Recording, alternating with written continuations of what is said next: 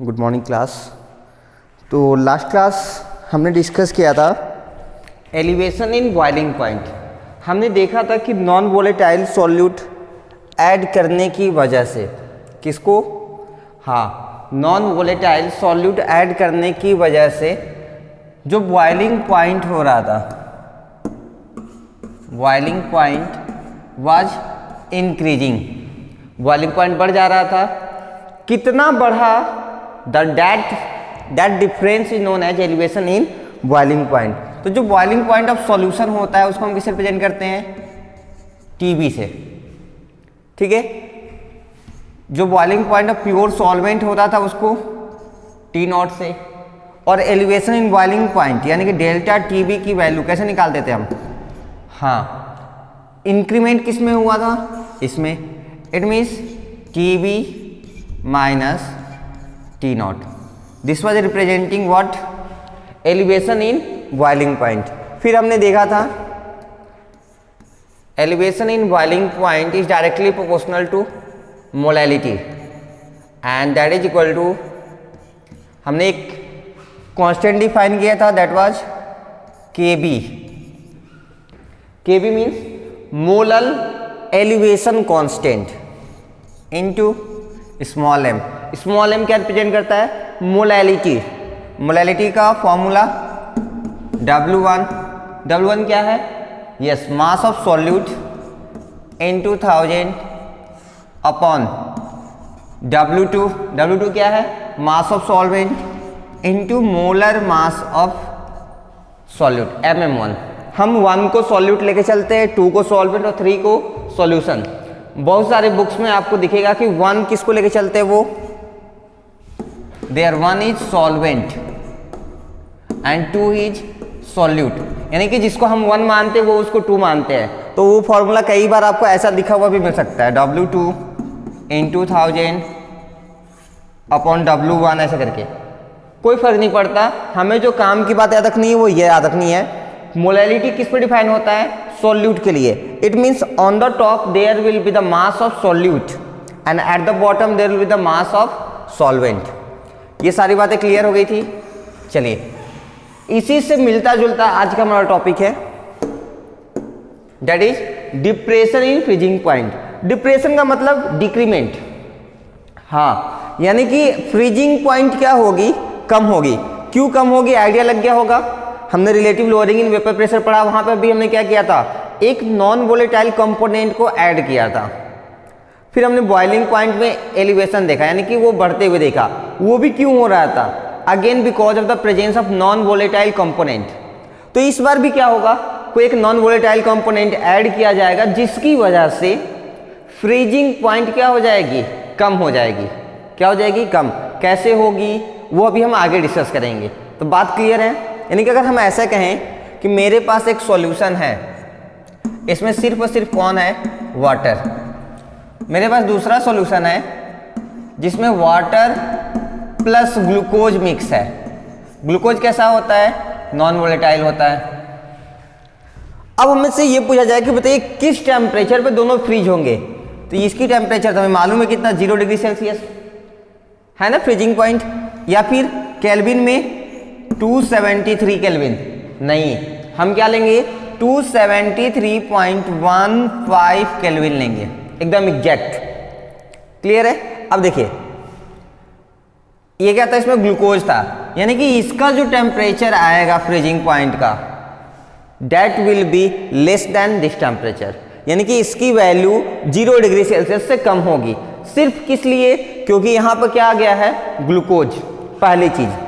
दूसरी चीज, जो ग्लूकोज ऐड किया गया, या सिंपल सी बात आप ये याद रखिए, जो भी नॉन वोलेटाइल सॉल्यूट को ऐड किया गया है वो कभी भी क्रिस्टलाइज नहीं होगा, यानी कि वो सॉलिड में कन्वर्ट नहीं होगा। कन्वर्ट सिर्फ और सिर्फ कौन होगा, सॉल्वेंट। समझ में आ रहा है। जैसे कि वेपर के टाइम हम देखते थे, वेपर सिर्फ किसका बनता था, सॉल्वेंट का। क्यों, क्योंकि वही वोलेटाइल था। In the same way crystallize भी कौन होंगे, सिर्फ और सिर्फ सॉल्वेंट होंगे। सॉलिड पे कोई भी इफेक्ट नहीं पड़ेगा। बात समझ में आ गई। चलिए, तो ये तो रहा एक छोटा सा इंट्रोडक्शन, जो कि अभी हम आगे डिटेल में पढ़ेंगे तो और भी क्लैरिटी आपको धीरे धीरे आ जाएगी। एक इंपॉर्टेंट ग्राफ हमने कल बनाया था, ट्रिपल फेज डायग्राम। ग्राफ का नेचर कुछ ऐसा था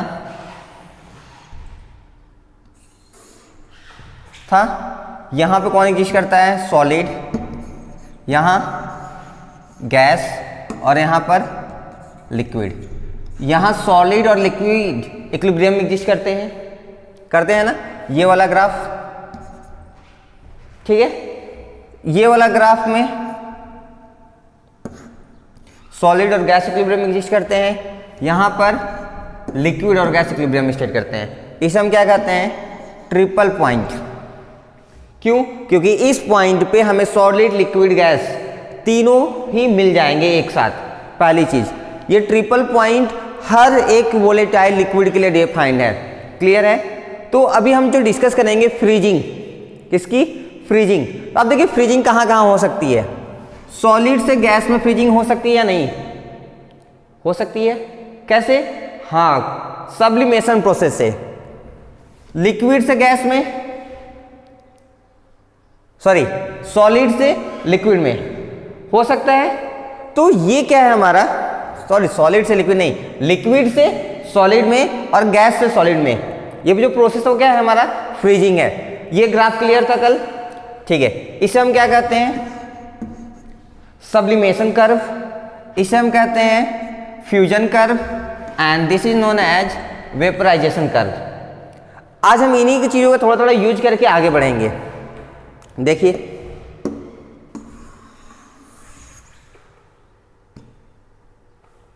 सो डिप्रेशन इन फ्रीजिंग पॉइंट, जिसको हम क्रायोस्कोपी भी कहते हैं। क्या ये फ्रीजिंग पॉइंट क्या होता है, पहले ये देख लीजिए। जैसे हमने melting point, sorry boiling point define किया था ना, the temperature at which external pressure becomes equal to the pressure of vapour, यानी जब वेपर प्रेशर और बाहर का प्रेशर इक्वल हो जाते हैं, उस टेम्परेचर को ही हम क्या कहते हैं, बॉइलिंग पॉइंट कहते हैं। ये हमने पढ़ा था, सीखा भी।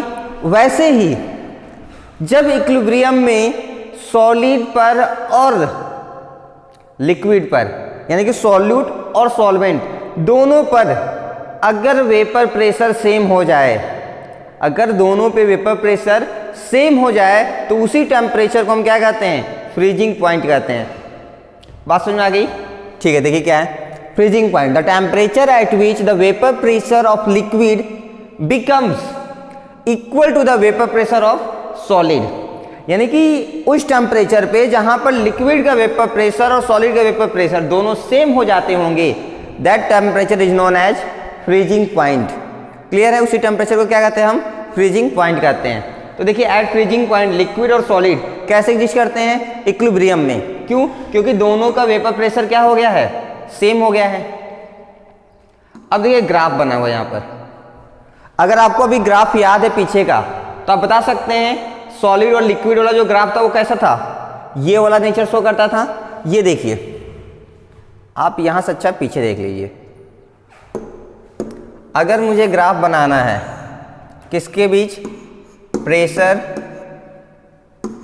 और टेम्परेचर के बीच, किसका, वाटर का। ध्यान रहे सिर्फ ये ग्राफ हम किसके लिए बना रहे हैं, वाटर के लिए।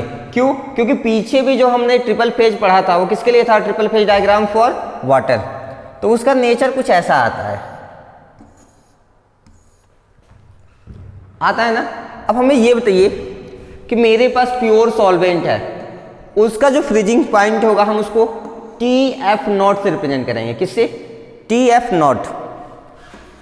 जो सॉल्यूशन का होगा उसे हम TF से रिप्रेजेंट करेंगे।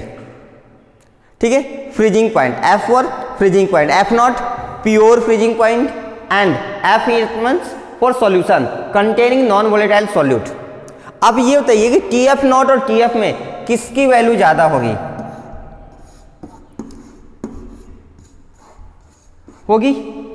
अभी तो हमने सीखा था कि जब नॉन वोलेटाइल कंपोनेंट आ जाएगा उसकी वजह से जो फ्रीजिंग होती है वो क्या हो जाती है, स्लो हो जाती है। यानी कि उसका जो फ्रीजिंग पॉइंट की वैल्यू आएगी टेम्परेचर की, वो क्या हो जाएगी, डिक्रीज कर जाएगी। अगर नॉर्मल वाटर की बात करें तो 0 डिग्री सेल्सियस है, लेकिन अगर उसी में हम यूरिया मिक्स कर दें, और भी हैं, ग्लाइकोल इथर है, डाईमिथाइल इथर है, ऐसे बहुत सारे हैं। फिलहाल क्या होंगे वो तो आगे डिस्कस करेंगे अभी हम। आप ये समझिए कि कुछ भी नॉन वोलेटाइल हमने ऐड कर दिया तो वो 0 डिग्री सेल्सियस पर फ्रीज नहीं होगा। तो कब फ्रीज होगा? वो 0 डिग्री सेल्सियस से कम टेम्परेचर पर फ्रीज होगा। यानी कि जो टेम्परेचर आएगा सॉल्यूशन के लिए वो क्या होगा? कम होगा as compared to pure solvent. बात क्लियर है? तो देखिए, अच्छा परेशान मत होइएगा, ये पार्ट आधा दिख रहा, आधा नहीं दिख रहा है। क्यों? क्योंकि अभी पीछे आपको दिख जाएगा, ये सब बना हुआ है, आपको पीडीएफ नोट में भी मिल जाएगा। ये देखिए, ये हम मान लिए किसको रिप्रेजेंट करता है? हमारे सॉल्वेंट को। किसको? सॉल्वेंट को। ऐसे ही ये देखिए सॉल्वेंट का यहां पे ग्राफ है। अब हमें ये बताइए कि जो सॉल्यूशन होगा, टेम्परेचर की बातें छोड़ दिए, हम प्रेशर की बात करते हैं। मेरे पास दो कंपोनेंट है, एक प्योर है, एक में नॉन वोलेटाइल कंपोनेंट है। तो बताइए नॉन वोलेटाइल कंपोनेंट वाले का वेपर प्रेशर ज़्यादा आएगा कि कम? कम आएगा। वही तो relative lowering in vapour pressure है। तो बताइए हमें कम वेपर प्रेशर किधर मिलेगा? इस साइड। तो एक ग्राफ और हम बनाएंगे सेम नेचर का, और ये ग्राफ किसको रिप्रेजेंट करेगा? सॉल्यूशन को। Solution containing non volatile solute. बात समझ में आ रही है? अब देखिए, किसी भी फिक्स टेम्परेचर से अगर हम इनको वैल्यू को निकालें तो यहां हमें मिलेगा एक पॉइंट जो कि किसको रिप्रेजेंट करेगा? सॉल्यूशन को। It means this is the freezing point of solution, TF। इस पॉइंट पे अगर इसको कट करता है तो यहां हमें मिलेगा TF0, that is freezing point of the pure solvent. देखिए ऐसे पता चल रहा है फ्रीजिंग पॉइंट यहां पे है किसका? प्योर सॉल्वेंट का। This is the freezing point of the solution. देखिए ये वैल्यू छोटी है या बड़ी है? ये TF छोटी है क्योंकि ये एक्सिस के पास में है, यानी कि देखिए लगातार वैल्यू क्या हो गई? कम। ये जो गैप होगा इसके और इसके बीच में, उसी गैप को हम क्या कहते हैं? Depression in freezing point. क्या कहते हैं? Depression in freezing point. उसको कैसे रिप्रेजेंट करेंगे हम? डेल्टा TF से। डेल्टा TF से। एक ओवरव्यू हम आपको बस दे रहे हैं, सारी चीजें अभी आपको बनी बनाई मिल जाएंगी। ध्यान रहे ये सब कुछ सिर्फ किसके लिए है? वाटर के लिए। तो दूसरे के लिए क्या होगा? यही ग्राफ थोड़ा सा अलग बनेगा, हम उसको भी डिस्कस करेंगे। फिलहाल हम आगे बढ़ते हैं। देखिए फॉर वाटर, ये हमारा प्योर सॉल्वेंट का ग्राफ है, ये हमारा सॉल्यूशन का ग्राफ है। हाँ, इस लाइन को आप अच्छे से जोड़ लीजिएगा, ठीक है? Solution containing non volatile solute. देखिए हम किसी भी फिक्स प्रेशर पे, आप चाहे यहां से ले लीजिए, आप चाहे यहां से ले लीजिए, अगर आप यहां से लेंगे तो इस पॉइंट को यहां कट करेगा, इसको यहां कट करेगा, इसकी वैल्यू यहां आएगी और इसकी वैल्यू यहां आएगी। अब बताइए ये प्योर सॉल्वेंट का क्या हो गया? TF0। ये हो जाएगा TF, किसकी वैल्यू ज्यादा आ रही है? TF0 की। यानी कि freezing point of pure solvent is more than the freezing point of the solution containing non volatile solute. बात क्लियर है? दूसरी चीज जो आपको ध्यान रखना है, ये जो गैप बन रहा है इसके बीच, गैप बन रहा है ना दोनों के बीच, this is known as depression in freezing point. इसी को हम क्या कहते हैं? Depression in freezing point. आगे देखिए, when a non-volatile solute is added to a pure solvent, the freezing point of pure solvent decreases. The freezing point of pure solvent decreases, and this decrement in freezing point is called depression in freezing point. और यही जो decrement आ रहा है, कितना कम हुआ, इसी value को हम क्या कहते हैं? डिप्रेशन इन फ्रीजिंग पॉइंट कहते हैं। क्लियर है सबको? चलिए क्लियर है तो आगे बढ़ते हैं।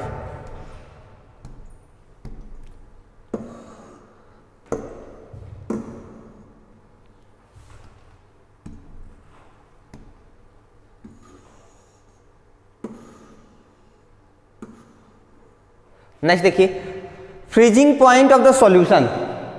तो ये क्या होगा? बड़ा या छोटा? हाँ छोटा होगा ना। Is less than freezing point of pure solvent. ध्यान रहे प्योर सॉल्वेंट को हम किससे रिप्रेजेंट करेंगे? TF0 से, और इसको TF से, और डिप्रेशन को हम डेल्टा TF से। तो देखिए डिप्रेशन इन फ्रीजिंग पॉइंट यानी डेल्टा टी एफ की वैल्यू क्या आ जाएगी, बड़ा माइनस छोटा, बड़ा कौन है, T F not pure solvent minus freezing point of the solution. बात समझ आ रही है, कुछ भी नहीं है, एकदम सेम सेम है। अच्छा ये वैल्यू देखिए, आपको ध्यान रखना है, फॉर H2O वाटर के लिए फ्रीजिंग पॉइंट कितना होता है 0 डिग्री सेल्सियस, या केल्विन में कितना होगा 273.15 केल्विन। हाँ हम यहाँ पे 15 को छोड़ नहीं सकते, दिस विल बी के ना, केल्विन 273.15 केल्विन। हम एग्जैक्ट वैल्यू लेके चलेंगे क्योंकि चेंजेस यहाँ पे काफी छोटे छोटे आते हैं, तो ऐसे में इसको इग्नोर करने से एरर बढ़ जाएगा। अब ऐसे में देखिए, अगर हमें वाटर के लिए डिफाइन करना है तो टी एफ नॉट के जगह हम क्या लिख सकते हैं 0, क्योंकि वाटर के लिए कितना है 0 डिग्री सेल्सियस। तो अब बताइए 0 लिख देंगे तो ये वैल्यू क्या हो जाएगी, delta T F is equal to minus, हाँ ये हो जाएगा ना, delta T F is equal to minus of T F हो जाएगा। 0 लिख देंगे, ये वैल्यू हट जाएगी। अगर हमसे कोई पूछ ले कि टी एफ की वैल्यू क्या होगी, तो इस माइनस उड़ा के हम इधर ला देंगे, यानी कि minus of delta T F कर सकते हैं। ये सब छोटी छोटी बातें हैं।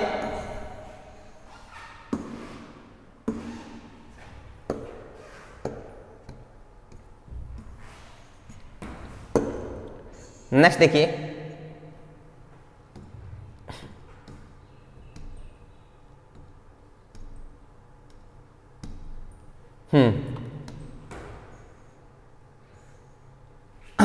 काम की चीज ये लिखी हुई है, when a solution containing non volatile solute, NVS is non volatile solute, आप पूरा लिखेंगे, इज फ्रीज्ड।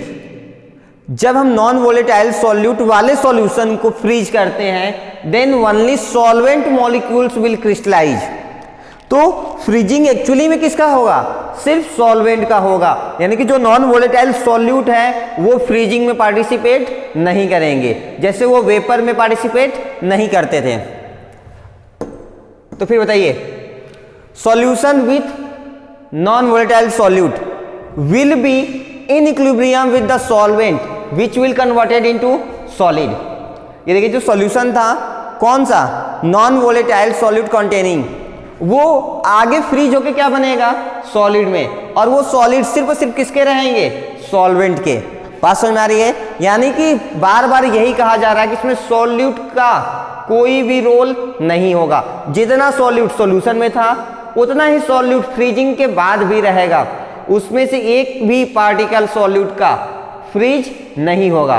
क्लियर है। चलिए अब हम ग्राफ बनाएंगे सभी टाइप के सॉल्वेंट के लिए। अभी जो आपने ग्राफ बनाया था सिर्फ और सिर्फ वाटर के लिए बनाया था। अब जो ग्राफ हम बनाएंगे वो ग्राफ क्या डिफाइन करेगा, जितने भी सॉल्वेंट हैं सबको डिफाइन करेगा। देखिए ग्राफ यही बना हुआ है, ये देखिए, ये नेचर याद आ रहा है।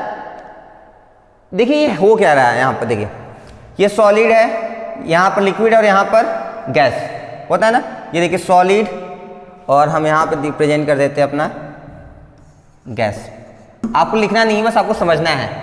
देखिए सॉलिड से गैस सब्लिमेशन, गैस से सॉलिड सब्लिमेशन, यानी कि फ्रीज हो सकते हैं यहाँ पर, होंगे ना। तो इस फ्रीजिंग पॉइंट को ये कर्व रिप्रेजेंट करेगा। ऐसे ही इस गैस को लिक्विड में बदलने के लिए फिर हमें फ्रीजिंग पॉइंट की जरूरत पड़ेगी। तो ये कर्व हमें क्या रिप्रेजेंट करता था, लिक्विड और गैस को, यानी कि हमने दोनों ग्राफ को एक साथ कंबाइन किया है। क्यों किया है अभी आपको समझ में आ जाएगा। देखिए जब आप फ्रीज करेंगे किसी सॉल्यूशन को जिसमें नॉन वोलेटाइल सॉल्यूट है, तो फ्रीज होके क्या बनता है, सॉलिड। तो ये देखिए सॉलिड वाली लाइन है, सॉलिड सॉल्वेंट, ठीक है। फ्रीज होने के बाद हमें क्या मिला है, सॉलिड सॉल्वेंट। अच्छा फ्रीज होने से पहले वो कैसा था, लिक्विड था। ये देखिए लिक्विड सॉल्वेंट, लिक्विड वाली लाइन यही थी ना। बात समझ में आ रही है। ये देखिए this is solid solvent line, this is liquid solvent line. Clear है। अब आगे देखिए, अब हम क्या करेंगे, बहुत ध्यान समझिएगा। जो सॉल्यूशन है, ठीक है, उस सॉल्यूशन के लिए ग्राफ बनाएंगे। देखिए अब जब हम एक छोटा सा कर्व बाहर से लेके आएंगे, कहां, अंदर की तरफ, तो वो कर्व किसी न किसी पॉइंट पे इस कर्व को कट करेगा। क्या करेगा? कट करेगा। अगर वो जिस पॉइंट पे कट किया, देखिए एक कर्व हम अंदर की ओर लेके आ रहे हैं, ये पॉइंट आप चाहें तो दूसरा भी बना सकते हैं, आप ऐसे बना सकते हैं, आप कोई भी लेके आइए, उससे कोई फर्क नहीं पड़ता। आप जैसा भी बना के लेके आएंगे, किसी न किसी पॉइंट पे इस कर्व को वो कट करेगा, बस हमें वो पॉइंट चाहिए, ठीक है। और वो किसको रिप्रेजेंट कर रहा होगा? That will be representing the solution. वो किसको रिप्रेजेंट कर रहा होगा? सॉल्यूशन को। अच्छा, ये कर्व बार बार ऐसे क्यों आ रहा है? ध्यान दीजिएगा, सॉल्यूशन की जो फ्रीजिंग पॉइंट होगी वो ज्यादा होगी या कम? कम होगी ना। तो कम होगी तो देखिए यहाँ टेम्परेचर ज्यादा है, यहाँ टेम्परेचर कम हो रहा है, लगातार टेम्परेचर क्या हो रहा है? कम हो रहा है। इसलिए ग्राफ इधर की ओर आ रही है, किधर? ओरिजिन की तरफ आ रही है यहाँ पर, और आते आते वो किसी एक पॉइंट पे यहाँ पर बाइसेक्ट करेगी। ये जिस पॉइंट पे बाइसेक्ट करेगी, that will be the freezing point of the solution. देखिए किसको रिप्रेजेंट कर रहा है? सॉल्यूशन को। So this is the freezing point of the solution, TF। ऐसे ही इस पॉइंट पे जहां पर आपका सॉलिड और लिक्विड कहां एग्जिस्ट करते हैं? इक्विलिब्रियम में एग्जिस्ट करते हैं, ये पॉइंट हमें क्या देगा? Freezing point of the pure solvent. Freezing point of the pure solvent. क्यों? क्योंकि ये भी देखिए सॉल्वेंट की लाइन है, ये भी सॉल्वेंट की लाइन है। इस पॉइंट पे हमें सॉलिड भी मिलेगा और लिक्विड भी मिलेगा, यानी कि फ्रीजिंग हो रही होगी। सो वो हमें क्या देगा? Pure solvent. देखिए ये भी सॉल्वेंट की लाइन है, ये भी सॉल्वेंट की लाइन है, इसलिए हमें क्या मिल रहा है? प्योर सॉल्वेंट का बॉइलिंग फ्रीजिंग पॉइंट। और ये सॉल्यूशन की लाइन है, इसलिए यहाँ पे हमें क्या मिलेगा?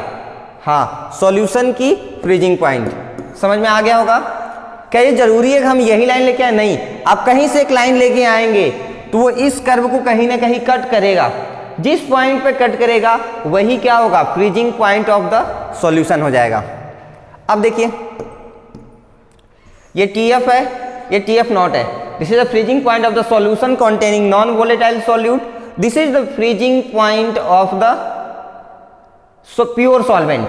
दोनों के बीच में गैप दिख रहा है आपको ना? ये वाला गैप दिख रहा है? This gap is known as depression. पहले तो ये इतना था, अभी घट के इतना हो गया, यानी कि इसकी वैल्यू लगातार कम हुई है। जितना कम हुई है उसी को हम क्या कहते हैं? डिप्रेशन इन फ्रीजिंग पॉइंट कहते हैं। बात समझ में आ गई? चलिए इसको हम क्या रिप्रेजेंट करें? Delta TF। डेल्टा TF की वैल्यू क्या आएगी? TF naught minus TF। देखिए delta TF is equal to TF naught. TF naught क्या रिप्रेजेंट करता है? Freezing point of pure solvent, minus TF क्या रिप्रेजेंट करता है? Freezing point of the solution containing non volatile solute. बात समझ में आ गई? कुछ नहीं था, क्लियर है ना? चलिए अब इसका डेरिवेशन करेंगे हम। याद है पुराना वाला डेरिवेशन? हम उसी को यूज करेंगे, बहुत आसानी से हो जाएगा। कौन सा वाला? एलिवेशन इन बॉइलिंग पॉइंट का। तो हम इसको कैसे डिफाइन करेंगे? Similar to delta TB। Delta TB क्या है? आप यहां मेंशन कर लीजिएगा, एलिवेशन इन बॉइलिंग पॉइंट।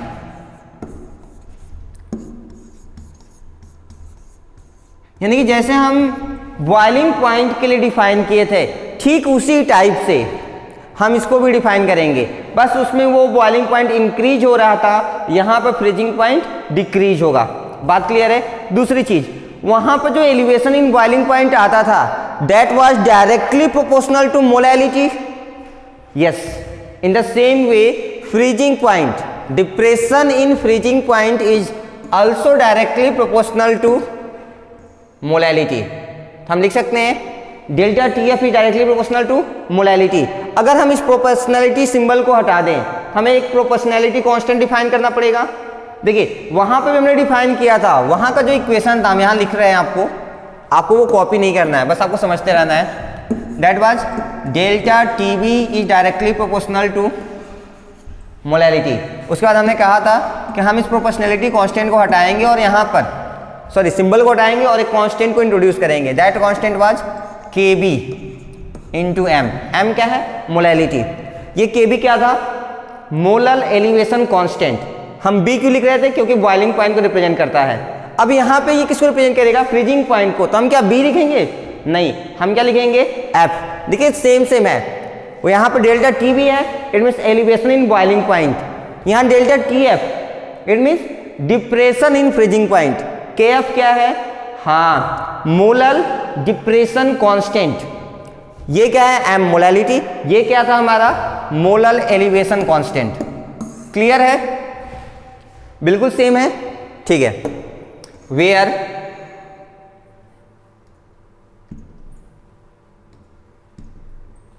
जहां पर KF क्या है हमारा मोलर डिप्रेशन कांस्टेंट है, एंड इसको और हम किस नाम से जानते हैं, हाँ क्रायोस्कोपिक कांस्टेंट भी कहते हैं। यूनिट देखिए क्या आएगी, यूनिट तो सेम आएगी ना, एक बार देख लीजिए। जब हमें KF की यूनिट निकालनी है तो हम इसको क्या करेंगे, मोलैलिटी को उधर लेके जाएंगे। डेल्टा TF किस में रिप्रेजेंट करते हैं हम, केल्विन में। अपॉन में मोलैलिटी आया, मोलैलिटी किस में रिप्रेजेंट करते हैं हम, हाँ मोल पर किलोग्राम, यानी कि अपॉन किलोग्राम कहाँ चला जाएगा, ऊपर। तो यूनिट क्या बन गई, केल्विन किलोग्राम पर मोल। देखिए केल्विन किलोग्राम पर मोल। अच्छा यही यूनिट उसमें भी आई थी ना, हाँ क्यों, क्योंकि देखिए वो भी क्या था, एलिवेशन था, चेंज था, इंक्रीमेंट था, लेकिन किसमें, बॉइलिंग पॉइंट। बॉइलिंग पॉइंट क्या है, टेम्परेचर है। वैसे ही फ्रीजिंग पॉइंट भी क्या है, टेम्परेचर है। तो यूनिट तो सेम ही आनी चाहिए।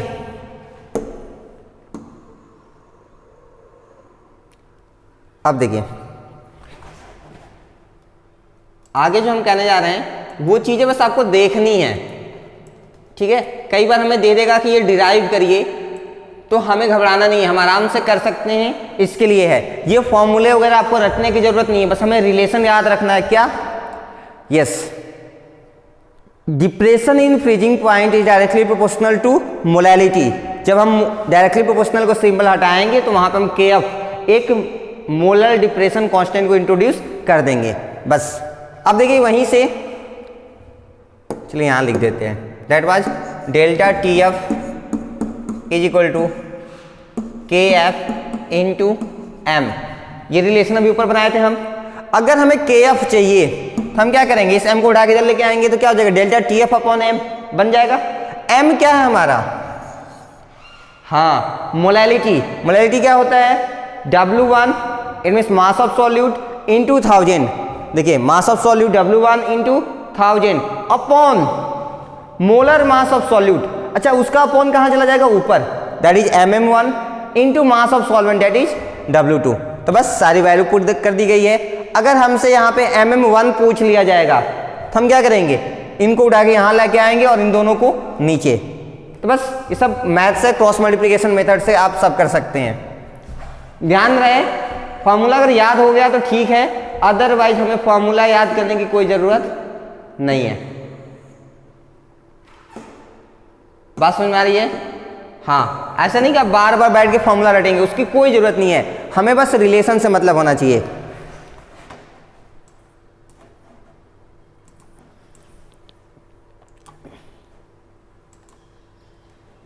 चलिए अब हम न्यूमेरिकल्स प्रैक्टिस करेंगे। हर बार हम ये नहीं कर पाएंगे क्योंकि वैसे भी टाइम की बहुत प्रॉब्लम है आप लोग के साथ।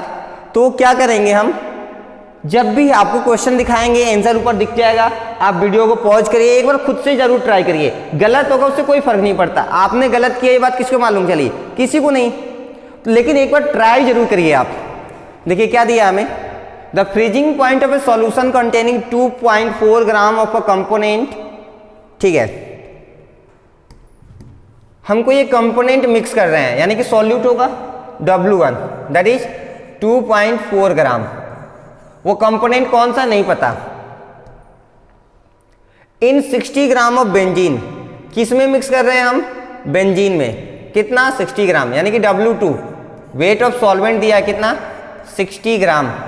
अच्छा यहां से मोलर मास भी निकाल सकते हैं, किसका, सॉल्वेंट का, यानी कि MM2 निकाल सकते हैं। कितना आएगा, बेंजीन C6H6 यानी कि 78 ग्राम। और देखिए क्या दिया है, of benzene is 0.1 degree Celsius lesser than pure benzene. ठीक है, हमें ये कह रहा है कि जो P नहीं, यहां पर तो T रहेगा ना, हमें ये कह रहा है जो T है TF that is 0.1 degree Celsius lesser, यानी कि ओरिजिनल से इतना कम है यानी जो सॉल्यूशन है उसकी वैल्यू 0.1 डिग्री क्या है, कम है। तो क्या हमें दिया गया, ये डिप्रेशन इन फ्रीजिंग पॉइंट दिया गया कि कितना कम है, 0.1 डिग्री सेल्सियस। ये बात समझ में आ रही है? किसी को डाउट है? नहीं? ठीक है।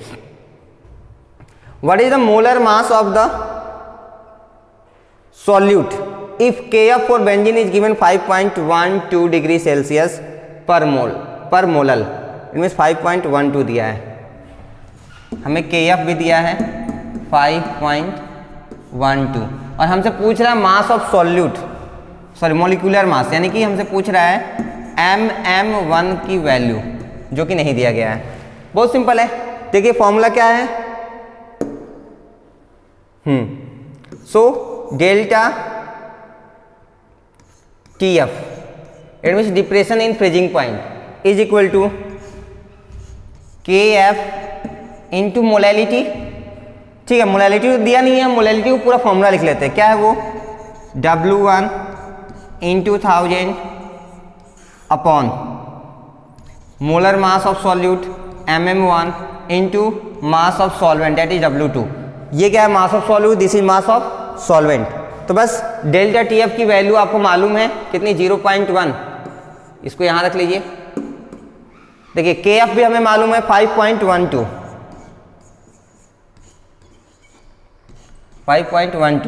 इंटू वेट ऑफ सॉल्यूट कितना दिया है, 2.4 ग्राम इंटू 1000 अपॉन मोलर मास MM1 तो दिया ही नहीं है, वही तो निकालना है हमें, into W2 weight of solvent कितना दिया है, मास ऑफ सॉल्वेंट 60 ग्राम।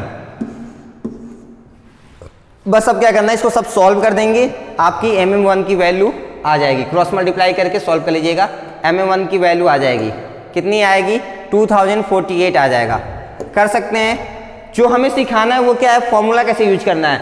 आपको जब भी मोलैलिटी नहीं दिया रहेगा, आप तुरंत मोलैलिटी की जगह पे मोलैलिटी का फॉर्मूला रख देंगे। कौन सी, W1 mass of solute into 1000 upon mass of solvent into molar mass of solute.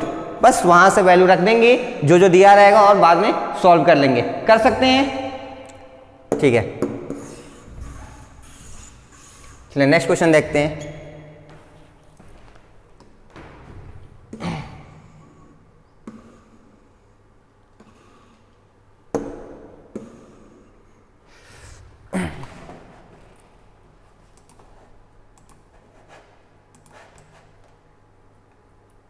Next question is the freezing point of 0.138 gram of a non volatile solute. ठीक है, हमें W1 दिया गया है कितना, 0.138 ग्राम इन 13.8 gram benzene. It means W2 भी हमें दिया है, दैट इज 13.8 ग्राम। बेंजीन है तो हमें मोलर मास भी दिया गया है इनडायरेक्टली, MM2 कितना होगा, C6 यानी 72 प्लस H6 दैट इज 78 ग्राम। ये वैल्यू तो हमें दिया गया है। और क्या दिया है देखिए, नहीं ये नहीं, ये तो आगे आ गया। ठीक है, इसका फ्रीजिंग पॉइंट दिया है, किसका, सॉल्यूशन का। ध्यान से दीजिएगा, the freezing point of 0.138 gram of non volatile solute in 13.8 gram benzene is 0.512 degree Celsius less than the freezing point of pure benzene. तो जो प्योर बेंजीन था उससे इतना कम है, यानी कि हमें क्या दिया गया है, हाँ डेल्टा TF दिया गया है। डिप्रेशन इन फ्रीजिंग पॉइंट हमें डायरेक्ट दिया गया, that is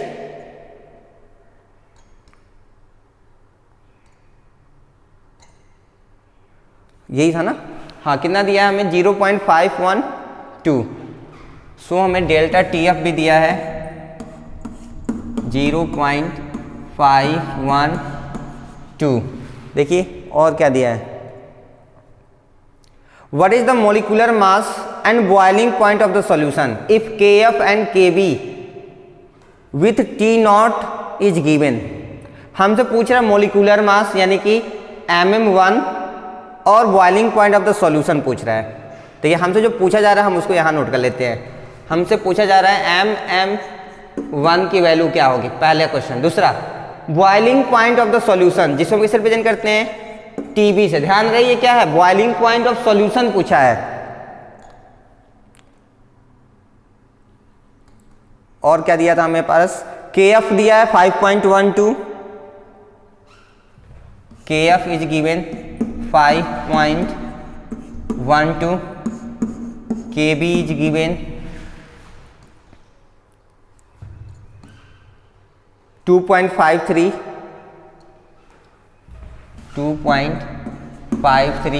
and T naught is given. T naught means yes, boiling point of pure benzene.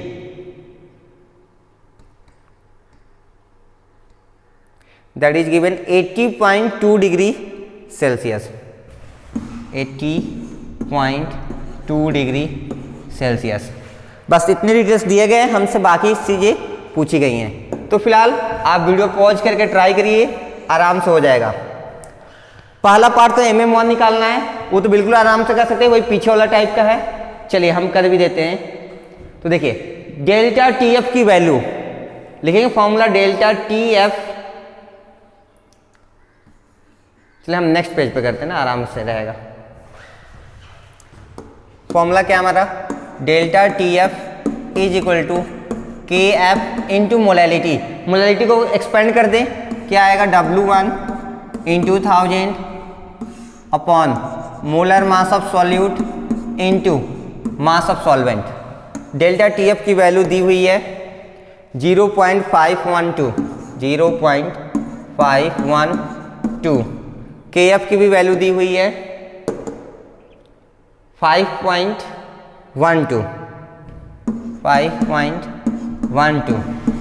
Weight of solute दिया गया होगा 0.138, 0.138 into 1000 upon molar mass of solute, ये तो हमें निकालना है, MM1 into weight of solvent कितना दिया है, 13.8 ग्राम। अब बस क्या करना है, सॉल्व कर लीजिए। देखिए इस डेसिमल को हटाएंगे, नीचे क्या आ जाएगा, 00। इसको हटाएंगे, नीचे आ जाएगा 000 आ जाएगा ना। तो ये 000 से 000 कैंसिल कर दीजिए पहले ही, ठीक है। इस डेसिमल को हटाएंगे तो ऊपर एक और 0 जाएगा, 10 हो जाएगा। अब देखिए क्या बचा, ये 138, ये 138, ये पूरा का पूरा कैंसिल हो गया, ठीक है। इस 0 से एक 0 और कैंसिल कर दीजिए, क्या बचा यहाँ पे आपको 512/10 बचेगा। अच्छा इसको भी सॉल्व करके देखिए, लिखिए ये हो जाएगा 0.512। इसको हम क्या लिख सकते हैं, 512/1000। हमें यहाँ से क्या मिला बच के 5, ओहो यहाँ में मिला 512/10 टाइम्स ऑफ, यहाँ लिख लीजिए 10 टाइम्स ऑफ मोलर मास 1। अब देखिए क्या होगा, 0 से 0 कैंसिल हो जाएगा, ये खत्म। 512 से 512 भी कैंसिल हो गया। इसको सॉल्व करेंगे क्रॉस मल्टीप्लाई से, तो आपको मिलेगा मोलर मास MM1, यानी कि molar mass, molecular mass of what, solute is 100 ग्राम। कितना मिल जाएगा आपको, यहां लिख लीजिए 100 ग्राम मिल जाएगा। ये तो रहा फर्स्ट पार्ट जो कि इजी था। देखिए हाँ, फर्स्ट पार्ट 100 ग्राम सही है। अब हमें निकालना है TB। TB क्या है, हाँ boiling point of solution, TB हमें निकालना है। अच्छा हमें TB निकालने के लिए फॉर्मूला चाहिए। देखिए वो जो फॉर्मूला है उसको लिख लेते हैं हम। हमें मालूम है elevation in boiling point, TB is equal to KB into molality, यही होता है, ठीक है। डेल्टा TB को हम क्या लिख सकते हैं, चलिए अभी इसको ऐसे ही रहने दें। अच्छा चलिए लिख लेते हैं, डेल्टा TB को हम लिख सकते हैं TB माइनस T0 B भी लिख सकते हैं, कोई दिक्कत नहीं है। यहां तक क्लियर है। अब देखिए KB की वैल्यू पीछे दिया है, KB is 2.53 into molality. Again वही काम करना है, W1। देखिए सब कुछ यहीं पे दिया होगा ना, यहीं से वैल्यू रख लेते हैं। देखिए ये कितना आया था, चलिए कर ही लेते हैं कैलकुलेट, कितना टाइम लगेगा। तो देखिए W1 0.138 है, 0.138 into 1000 upon molar mass of solute, अभी पीछे निकाले थे कितना आया था 100, into mass of solvent W2 कितना 13.8 ग्राम। सो दिस विल बी 13.8 ग्राम। ये कहाँ चला गया 0.138। बस अब क्या करना है, इसको यहाँ से हटा दीजिए, नीचे 100 हो जाएगा।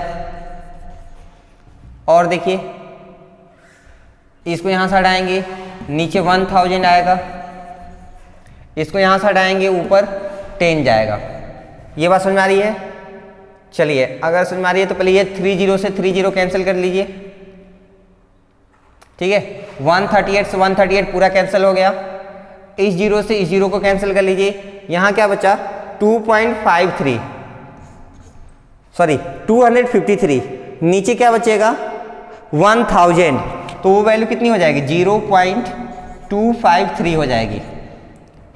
अब इधर देखिए, इधर भी बहुत सारी छोटी छोटी चीज़ें आपको ध्यान रखनी है।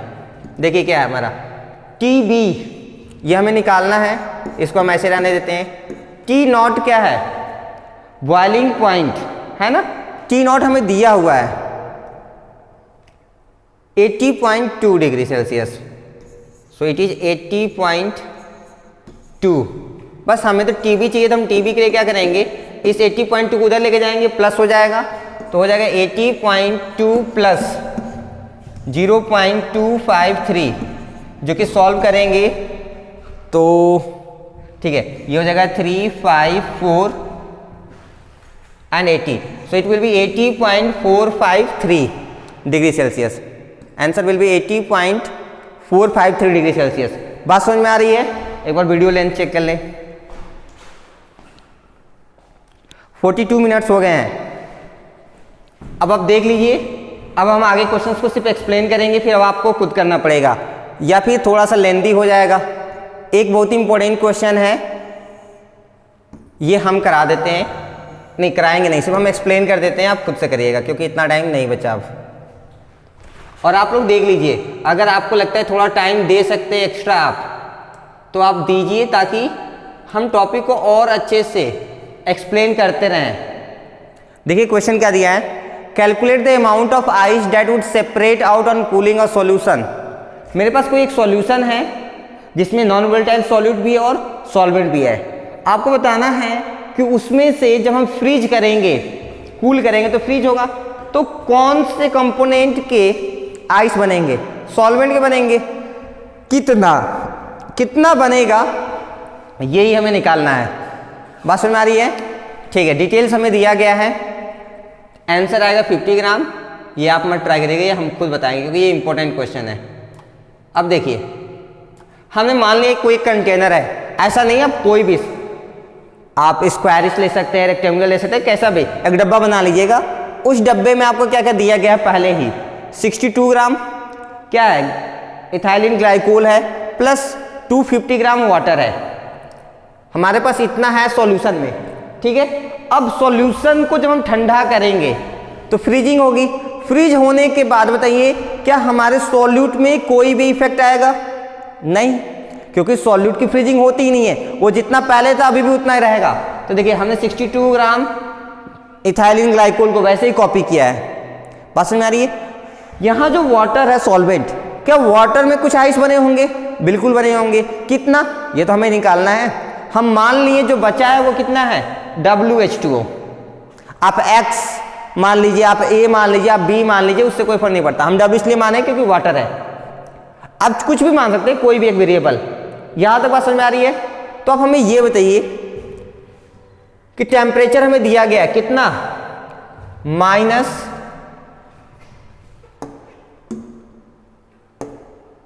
This is given at -9.3 degree Celsius. हम पहले डेल्टा टी भी निकालेंगे, सॉरी डेल्टा टी एफ निकालेंगे। क्या होता है वो, T not minus sorry T not F minus T F. तो देखिए टी नॉट एफ की वैल्यू प्योर वाटर के लिए कितनी होती है, डिग्री सेल्सियस में 0 होती है। तो 0 माइनस वाटर के लिए 0 डिग्री सेल्सियस की होती है ना, माइनस टी एफ की वैल्यू -9.3। अब ये दोनों माइनस क्या हो जाएंगे, एक दूसरे को कैंसिल करके क्या बन जाएंगे, पॉजिटिव 9.3 डिग्री सेल्सियस। ये वैल्यू किसकी हो गई, डेल्टा टी एफ की। किसकी है, डेल्टा टी एफ की। बस ये पार्ट अगर आप कर लिए तो आगे आपका काम हो गया। देखिए कैसे, अब बस फॉर्मूला आप लगा देंगे।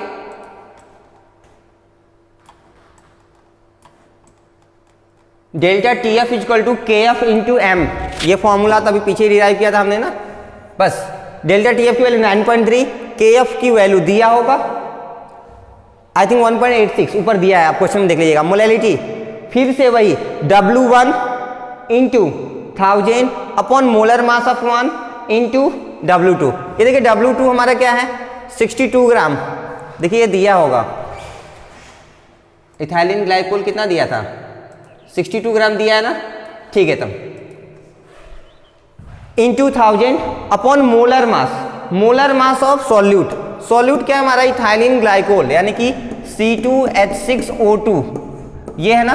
तो देखिए C2 की वैल्यू आ जाएगी 24, H6 6 हो गया और O2 की वैल्यू आ जाएगी 32। ये सब ऐड कर देंगे तो हो जाएगा कितना, 62। तो ये मोलर मास है 62 इंटू वाटर सॉल्वेंट है, उसका कितना मास है वही तो हमें निकालना है, तो हम उसको ऐसे छोड़ दिए। बस क्या करना है, क्रॉस मल्टीप्लाई करके सॉल्व कर देंगे। वैल्यू कितनी आ गई, 200 ग्राम। कितना आ गया, 200 ग्राम। अच्छा ये बताइए 200 ग्राम क्या है, जो अभी बचा है या जो बर्फ बना है, नहीं जो अभी बचा है। तो बर्फ कितना बना, स्टार्टिंग में कितना था 250 ग्राम, बचा कितना आपके पास 200 ग्राम, तो बर्फ कितना बन गया 50 ग्राम। कर सकते हैं। बाकी और भी ऐसे क्वेश्चंस है जो अब आप खुद से प्रैक्टिस करेंगे। Thank you so much.